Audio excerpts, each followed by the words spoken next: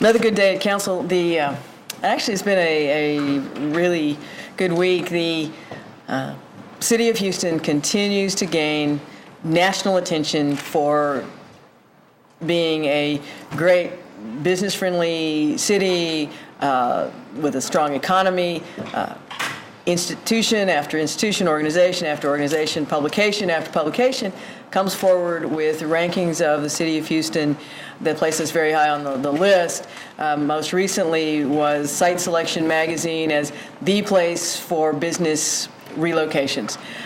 We work really hard to make those kind of accolades happen, and while the timing was serendipitous to have just returned from an out-of-town trip to meet with site selection professionals just the week before the magazine, Site Selection magazine, came out with our ranking. It was great affirmation that the work we do to encourage companies to move here, sometimes with incentives, but more often than not, just by being a good place to do business with a very business-friendly attitude, low barriers to entry, and an ease of permitting allows us to continue to attract companies. And so I was very excited to see that.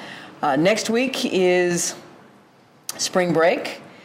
I will remind everybody that we have a traffic management plan for spring break week, primarily for the area around the museum district corridor, the zoo, Herman Park, the museums, but it affects the medical center, it affects the Reliant Stadium complex. So we all need to work together to make sure that we have a great spring break week and we get to enjoy the many activities that we all want to enjoy, but we try to do it with a little thought in advance so we don't end up with one monster traffic jam and gridlock down in that area. And you all can help us spread the word of think about how you want to get to where you're going.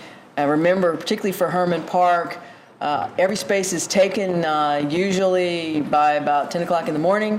So if you're coming any later than that, think about where else you might want to park.